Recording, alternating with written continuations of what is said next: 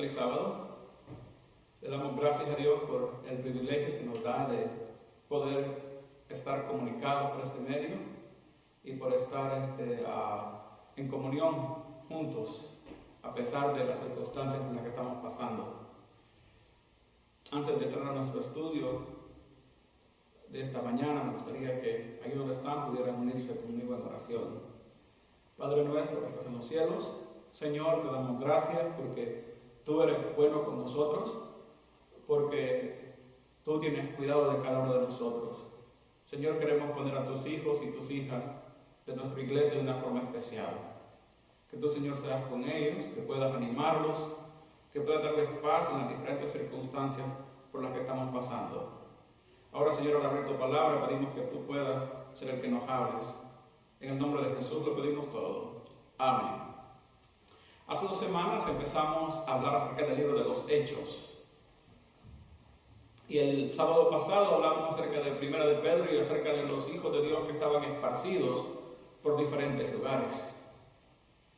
Ahora quiero regresar un poquito atrás otra vez al libro de los Hechos, porque pienso de que es una buena idea que por las próximas semanas nosotros estemos estudiando este libro, que nos habla acerca de los orígenes de la iglesia primitiva y que nos habla acerca también del poder del Espíritu Santo manifestándose de una forma poderosa en la iglesia.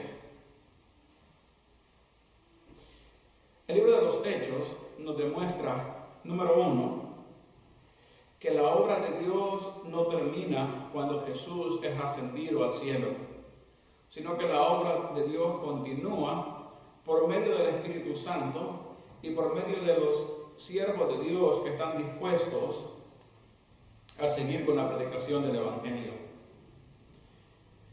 También nos demuestra que el Evangelio no depende de una persona, sino que el Evangelio depende de Dios. El libro de los Hechos comienza con la figura del apóstol Pedro, que es el que empieza predicando y dando los discursos primeros. Después tenemos a Esteban, después a Felipe, después el apóstol Pablo. Pero a pesar de que ya no oímos más acerca de estas personas, el Evangelio continúa siendo predicado. El Evangelio continúa siendo predicado. Incluso cuando el apóstol Pablo está en prisión, leemos que el libro de los Hechos dice de que el Evangelio, a pesar de que él estaba encadenado, no se le impedía predicar el Evangelio. El apóstol está en prisión, pero el Evangelio sigue siendo predicado. El libro de los Hechos nos enseña que, aunque parezcan situaciones imposibles, que Dios todavía está trabajando. El libro de los Hechos no es nada más una historia de eventos pasados, pero es una profecía de eventos que van a continuar. Nosotros somos parte de esa profecía. La palabra de Dios en Apocalipsis capítulo 14, versículo 6, nos dice de que yo vi, dice el apóstol Juan, volar por el medio del cielo un ángel que tenía el Evangelio eterno para predicarlo a los habitantes de la tierra, a toda nación, tribu, lengua y pueblo, diciendo en alta voz: temed a Dios y dadle gloria, porque la hora de su juicio ha llegado. Versículo 7, y adorar a aquel que hizo el cielo, el mar y las fuentes de las aguas. Nosotros tenemos una parte importante en esta predicación del Evangelio. Y el libro de los Hechos nos dice a nosotros de que la única forma como nosotros podemos tener éxito en realizar este trabajo es de la misma forma como estos seguidores de Jesús en el primer siglo lo hicieron. ¿Y qué fue lo que estos primeros discípulos de Jesús hicieron? Bueno, leemos en el libro de los Hechos de que estaban juntos, unánimes, en oración, estudiando la palabra de Dios, esperando la bendición del Espíritu Santo. Nosotros muchas veces nos adelantamos a los planes de Dios. Nosotros, como seres humanos, no somos buenos para esperar. Y el primer mandato que Dios le da a sus discípulos en el libro de los Hechos, capítulo 1, versículo 4, es de que esperen. Esperen no con sus brazos cruzados, esperen no sin hacer nada, sino que esperen en oración, esperen en comunión, esperen confesando las faltas los unos con los otros, esperen en armonía, con un solo sentir, por la promesa del Padre, es decir, esperen por el derramamiento del Espíritu Santo. Y ellos esperan fielmente a las promesas de Dios. Es importante que nosotros también esperemos en las promesas de Dios.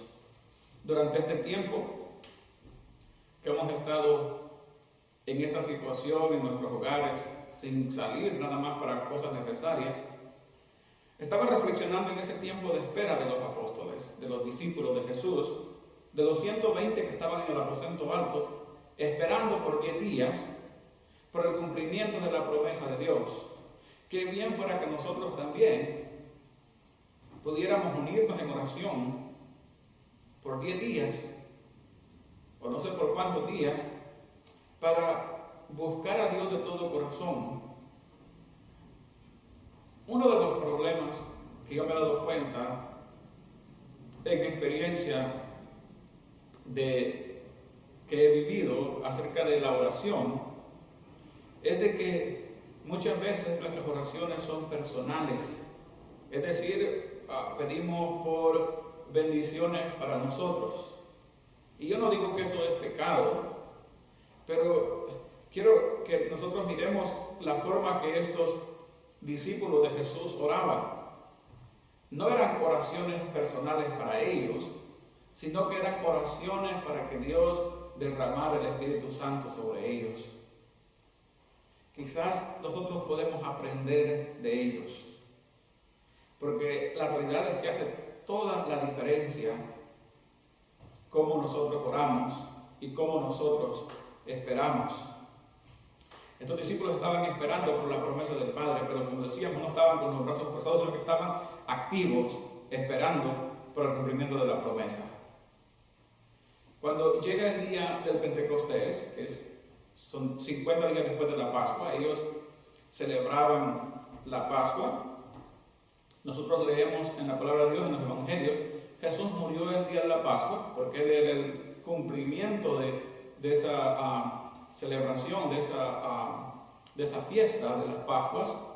Jesús es la verdadera Pascua, el Cordero de Dios que quita el pecado del mundo. Después Jesús, dice el libro de los Hechos, que estuvo 40 días con ellos. Durante estos 40 días Él los preparó a ellos de una forma especial para que ellos pudieran comprender la magnitud del trabajo que tenían que hacer. Después Jesús asciende. Cuando Jesús asciende, ellos por 10 días están en el aposento alto orando. ¿Por qué sería que ellos esperarían 10 días? ¿Por qué es que Dios esperó 10 días para derramar el Espíritu Santo de esa forma poderosa sobre ellos? Bueno, y muchos nos preguntamos, ¿pero el Espíritu Santo no estaba antes? Y la verdad es que sí, el Espíritu Santo ha estado desde el principio. Cuando leemos el libro de los Génesis, miramos que en el principio el Espíritu de Dios se movía sobre las aguas. El Espíritu Santo ha estado con nosotros desde el principio. Estaba con los profetas. Ha estado con personas durante toda la historia de la humanidad, pero nunca había habido una manifestación como la manifestación que hubo en el día del Pentecostés, cuando vino sobre este grupo de personas y les dio ese poder para testificar. La buena noticia es, como decíamos, de que esta obra no ha terminado, sino que continúa con nosotros. De igual forma nosotros, si nosotros esperamos en Dios, si confiamos en Él, si oramos, si nos unimos, si estudiamos su palabra, si pedimos esa unción de lo alto, nosotros también vamos a recibir ese poder de Dios, de tal forma que vamos a predicar nosotros con poder, vamos a testificar con poder acerca de lo que Cristo Jesús ha hecho con nosotros. El poder del Espíritu Santo es tan necesario que nosotros podemos ver la diferencia en el libro de los Hechos. Los discípulos habían hecho obras grandes desde que Jesús estuvo con ellos, pero cuando ellos reciben el Espíritu Santo, comienzan a predicar, y en el primer sermón que el apóstol Pedro predica, en el libro de los Hechos, capítulo 2, leemos de que 3,000 personas se convirtieron al Evangelio. Capítulo 3 leemos que 5,000 personas se convirtieron al Evangelio. Y luego leemos de que Dios añadía cada día los que iban a ser salvos. Es decir, Lucas, que es el que escribe el libro de los Hechos, ya llega un momento en que ya no puede escribir todos los bautismos que estaban pasando, porque ya no eran bautismos nada más una vez por semana, sino que habían bautismos todos los días, porque Dios agregaba todos los días personas que iban a ser salvos. Hermanos, el futuro de nuestra iglesia es un futuro brillante, es un futuro prometedor, porque de igual forma también va a venir un tiempo en nuestras iglesias cuando no nada más vamos a bautizar un sábado al mes o un sábado de vez en cuando, sino que van a haber bautismos todos los días, porque Dios tiene mucha gente en este lugar, Dios tiene mucha gente en este mundo que está llamando. Y una de las razones por las cuales miramos las cosas que están sucediendo ahora con esta pandemia, de que las personas se dan cuenta de que las respuestas que ellos tenían no les ayudan en momentos difíciles. Y están buscando por personas que tengan las respuestas a lo que está pasando. Y yo creo que los hijos de Dios tienen la respuesta a estas cosas. No porque seamos más sabios, sino que porque Dios nos ha revelado en su palabra estas cosas a nosotros. Pero entonces, ¿por qué decíamos fueron los 10 días que tuvieron que esperar ellos en oración? Es interesante de que en estos 10 días Jesús asciende al cielo. Y quiero que entendamos dos obras de Jesús. La obra número 1 de Jesús es de que Él es nuestro sacerdote. Él es el que intercede por nosotros ante el Padre. Porque no hay otro intercesor entre nosotros y Dios, sino, dice la Biblia, Jesucristo hombre. Es decir, que Jesús tomó su humanidad y por medio de esa humanidad la ha elevado hasta las cortes de los cielos y allí intercede por nosotros. Pero está la otra parte también de Jesús. Jesús también es rey. Así que cuando Jesús asciende al cielo, en ese momento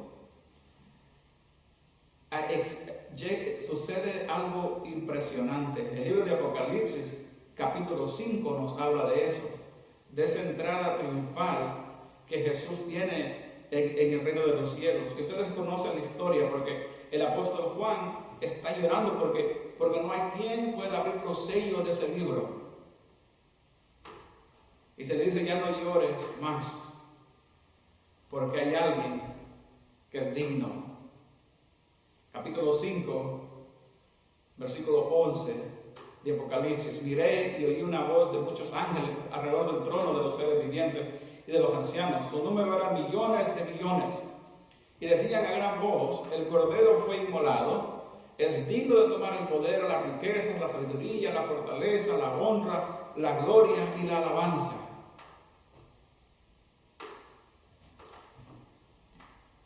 Interesante lo que dice la palabra de Dios.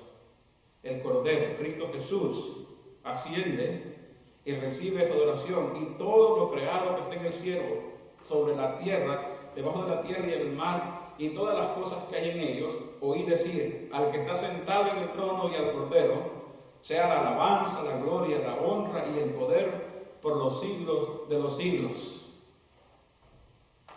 ¿Qué es lo que está sucediendo aquí?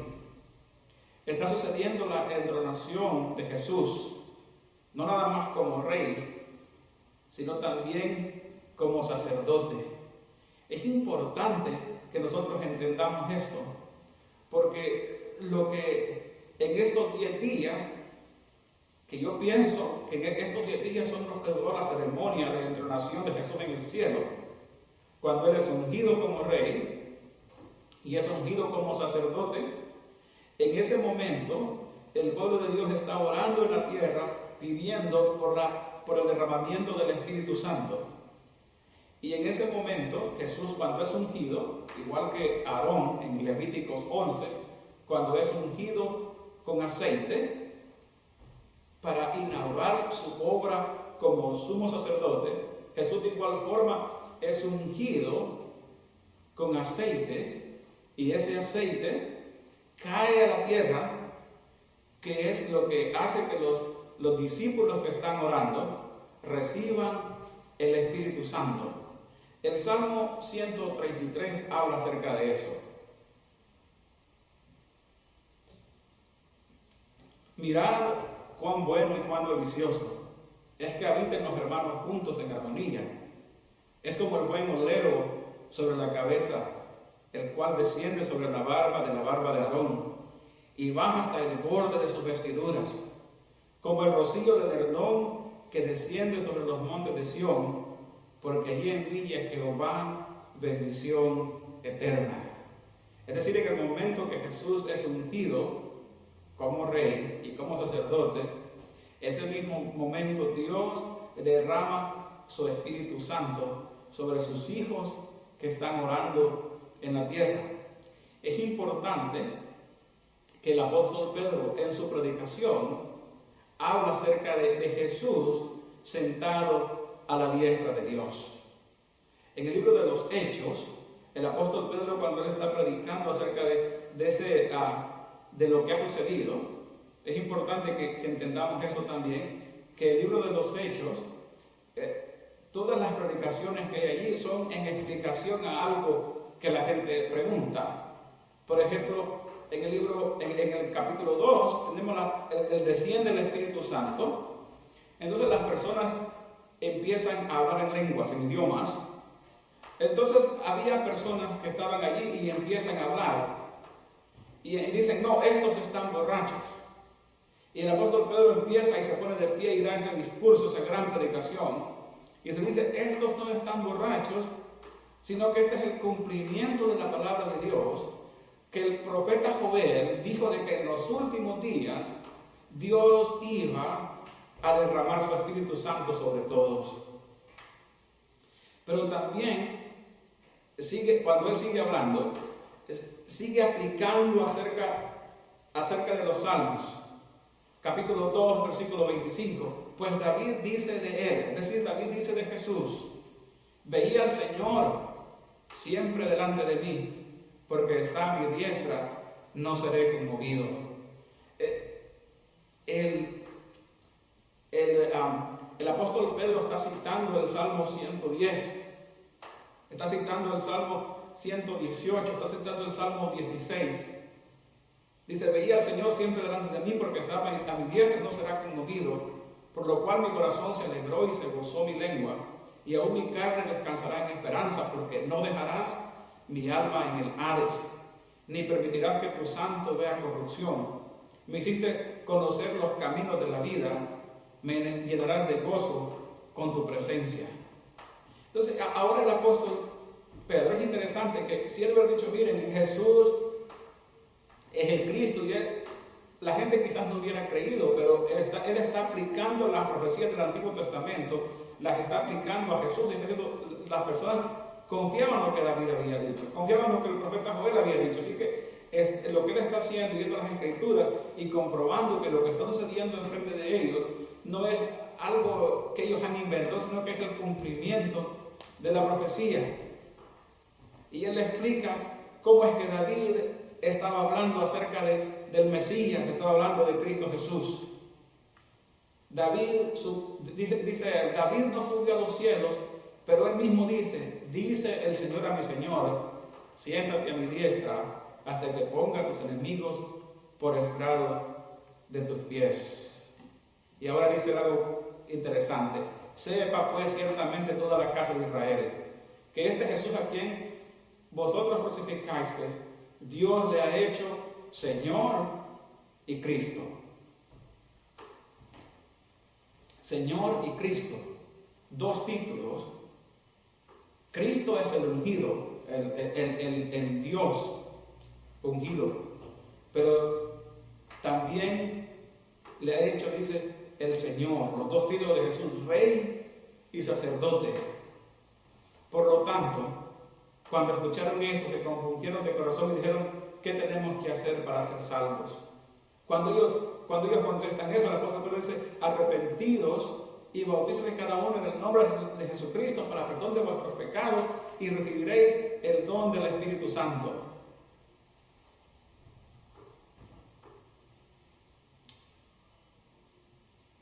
Número uno, necesitaban ellos arrepentirse, bautizarse para perdón de pecados y recibir el Espíritu Santo.